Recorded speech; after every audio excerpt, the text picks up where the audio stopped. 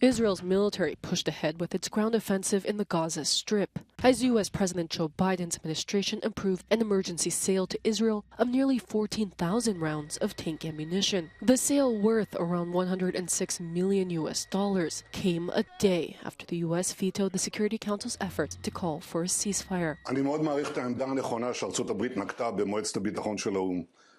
גם מדינות אחרות צריכות להבין שאי אפשר מצד אחד לתמוך בחיסול של החמאס, ומצד שני לקרוא להפסקת המלחמה שתמנע את חיסול החמאס. ולכן ישראל תמשיך במלחמה הצודקת שלנו לחיסול החמאס ולהשגת שאר מטרות המלחמה שהצבנו. The death toll in Gaza continues to rise, as more than 17,700 people have been killed since the war began in October. And for those who remain, the situation is becoming more dire, as half the population is now starving, according to the UN. The children of an imprisoned Iranian activist have accepted this year's Nobel Peace Prize on her behalf in a ceremony Sunday in Oslo, Norway. Nargis Mohammadi is renowned for campaigning for women's rights and democracy in her country, as well as fighting against the death penalty. This year's Peace Prize recognizes the brave women in Iran and around the world who fight for basic human rights and for an end to the discrimination and against segregation of women. Mohammadi has been detained since 2021 and even imprisoned in Tehran. Her children last saw her 7 years ago. She is the 19th woman to win the Nobel Peace Prize, and it's the 5th time that it has been given to someone who is in prison or under house arrest. Progress at COP28 is not happening fast enough and isn't satisfying enough. That's according to the UN Climate Conference President, Sultan Al-Jaber.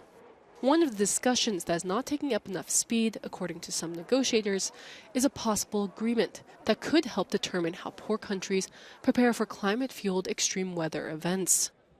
It's very slow, specifically in areas like adaptation, no text yet. That's frustrating, to be honest with you.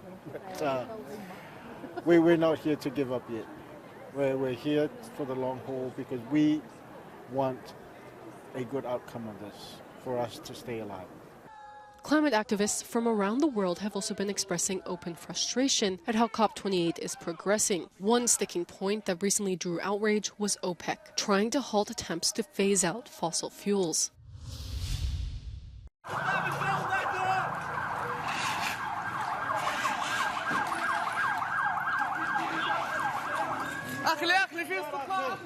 كان سقوط أحد الرمايات التي استهدف المنطقة الصناعية في مدينة إدلب والأضرار التي لحقت بممتلكات المدنيين.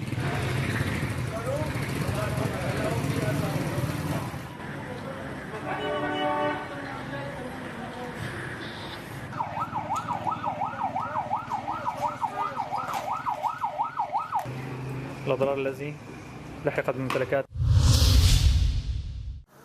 Egyptians vote on Sunday in a presidential poll, which is sure to see the re-election of current President Abdel Fattah el-Sisi until 2030. The three-day vote is taking place amid worries about the war on the country's border with the Gaza Strip and the suffering of Palestinian civilians. El-Sisi voted at a polling station in a Cairo suburb as soon as the polls opened. Egypt is also in the grip of a staggering economic crisis in which nearly a third of the population of 105 million people live in poverty.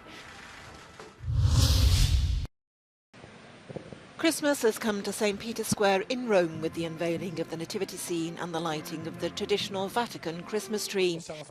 This year, the nativity also depicts St. Francis of Assisi paying special tribute to the origins of the tradition on its 800th anniversary. The saint organised the first nativity scene in a cave in an Italian village in 1223. This year, the 28-metre spruce comes from the community of Macria in the Piedmont region.